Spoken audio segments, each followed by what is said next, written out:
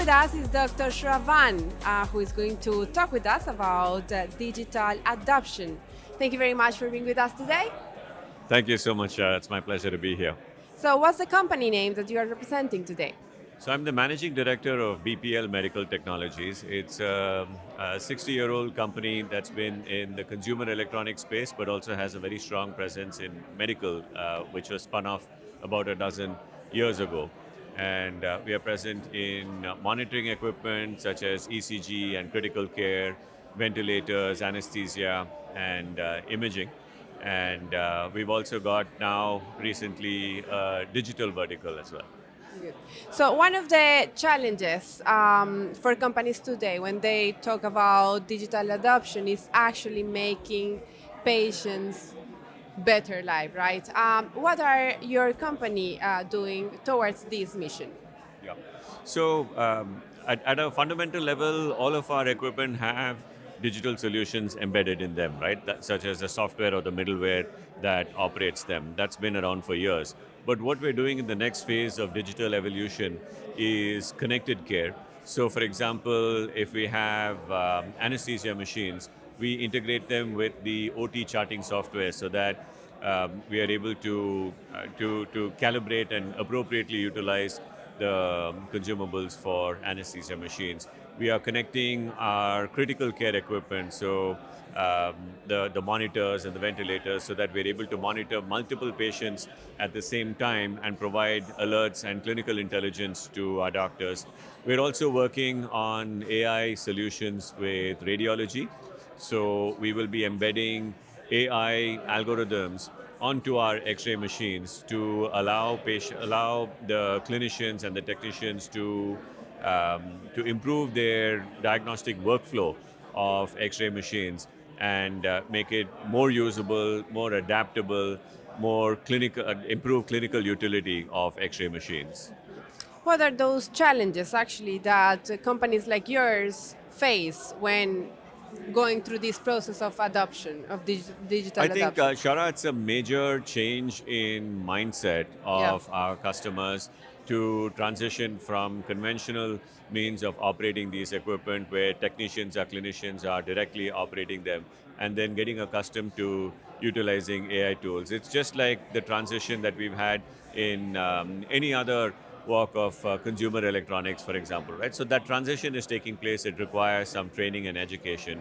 Second, now there is a lot of importance given, of course, to data interoperability as well as data privacy, right? Yeah. So these are very important, and Indeed. as we evolve our solutions, we need to be mindful of those requirements. And lastly, we are dealing with legacy systems and expensive legacy systems, and you can't just come in and replace them. So we have to integrate with legacy systems in a way that doesn't disrupt the current workflow and makes it economical for us to do so. Uh, it, there's always a perfect balance we need to find between cost and accessibility, right? What do you think of this, and how your company is actually working towards that direction as well, the perfect balance? I think digital solutions hold the key because one of the ways in which you improve the access to healthcare or make it more affordable at scale is actually by using digital solutions.